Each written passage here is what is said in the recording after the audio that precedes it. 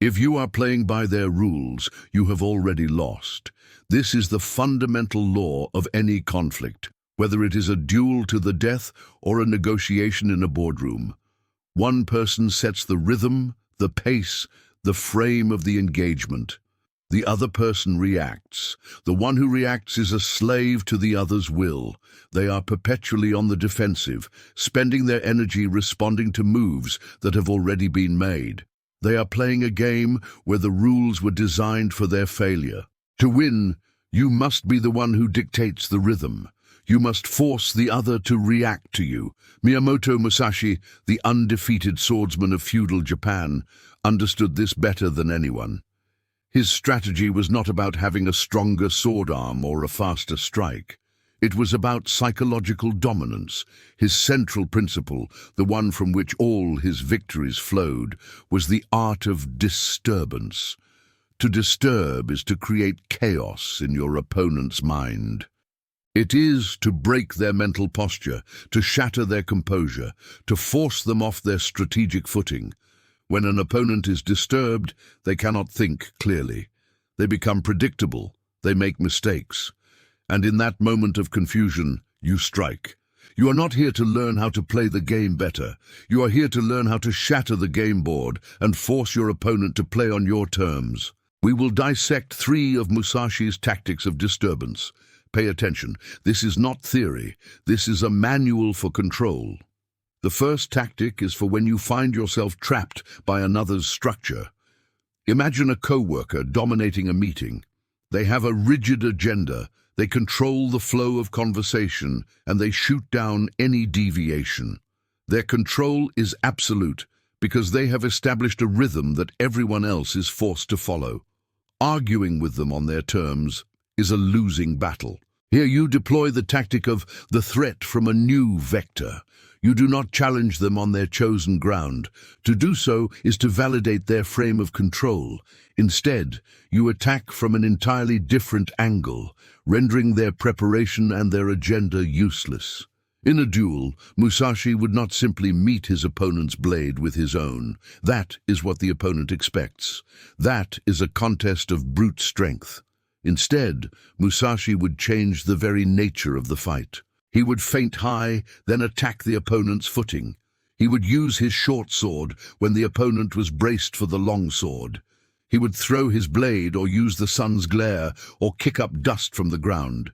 He would introduce an element so unexpected that the opponent's entire training, their entire mental model of the duel, became instantly obsolete. The moment they are forced to ask, "What is happening?" they have already been defeated. In that meeting, you do not argue about item 3 on their agenda. You ignore it. You introduce a new piece of data that reframes the entire problem. You ask a piercing question that targets the foundational assumption of their entire plan. You change the objective of the meeting itself. You are not playing their game of checking boxes. You are forcing them onto a new, unfamiliar board where their prepared script is meaningless. You have shattered their rhythm and seized control. Mastering these requires you to see conflict as a game of rhythm. Your task is not to have the best response, but to make it impossible for your opponent to maintain a coherent strategy. The second tactic is for when your opponent tries to dominate you with aggression. Consider a salary negotiation. The hiring manager opens with a lowball offer, an anchor designed to immediately put you on the defensive. They control the frame, forcing you to justify your worth from a position of perceived weakness. Your instinct is to push back, to counter immediately. This is a mistake. It is a predictable reaction. Here you use the feint of weakness. This is not submission. It is a calculated trap designed to invite overconfidence. You appear to hesitate. You seem to consider their poor offer. This makes your opponent relax. They lower their guard. In their mind, they are already winning. Their aggression has worked. Musashi wrote of luring an opponent in. He would create an apparent opening in his guard, a moment of seeming vulnerability or exhaustion. His opponent, smelling blood and eager for a quick victory, would lunge forward with a committed, powerful strike. This was the trap. Musashi, having baited the attack, was perfectly prepared. He would sidestep the predictable lunge and deliver a devastating final counterattack. He used his opponent's own greed and impatience as a weapon against them. He controlled their aggression by feigning passivity. In that negotiation, you do not immediately counter their low offer. You pause, you hold the silence, you look thoughtful, not offended. Then you speak slowly. That's an interesting number. Help me understand the factors you considered to arrive at that figure. You feign consideration. You invite them to talk. You lure them into over-explaining, into justifying their position. In doing so, they will reveal their own constraints, their budget limits, their desperation to fill the role. They expose their entire position. Once their cards are on the table, you strike with your well-reasoned, firm counteroffer, now from a position of superior information and control. The third tactic is for the most volatile of conflicts. You are in a personal disagreement.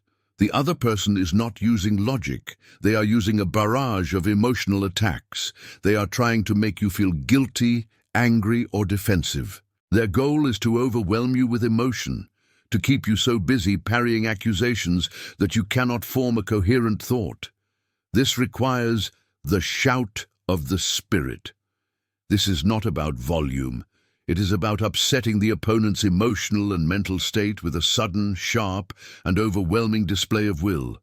It is an unexpected burst of energy that shatters their rhythm and composure. Musashi was known for the kiai, the spirit shout. In a duel, this was not merely a yell. It was a focused projection of his entire being, his spirit, timed to disrupt the opponent's own spiritual energy at a critical moment. He would use it to startle them, to freeze their nervous system for a fraction of a second just as they began their attack. In that frozen moment, the duel was won. He attacked their spirit directly, and their body followed in defeat. When faced with that emotional barrage, do not engage, do not defend, do not explain. Let them speak, let them exhaust their momentum into a void. Then when they pause to catch their breath, expecting your predictable defensive reply, you give them nothing. You give them a sudden, sharp, unnerving silence. You hold their gaze without blinking. Your posture becomes unyieldingly solid. After a moment of this deafening silence, you cut through their entire emotional storm with one simple, powerful question delivered in a low, firm tone. Are you finished? Or you state a boundary with absolute finality. We are not speaking about this in this manner. Your sudden shift from a passive target to an immovable object of will shatters their emotional rhythm. It forces them out of their tirade and into a state of confusion. You have disturbed them, and now they must respond to you. These are not tricks. They are principles of control. The threat from a new vector, the feint of weakness, the shout of the spirit. Each is a tool to break your opponent's rhythm and impose your own. Stop reacting. Stop playing by their rules. Start dictating. Seize control of the rhythm, and you seize control of the outcome. Which tactic will you use to seize control this week? State your intent in the comments below. To master the warrior's path, you must commit to the discipline. Subscribe to this channel. Further study awaits. Your next lesson is on the screen now.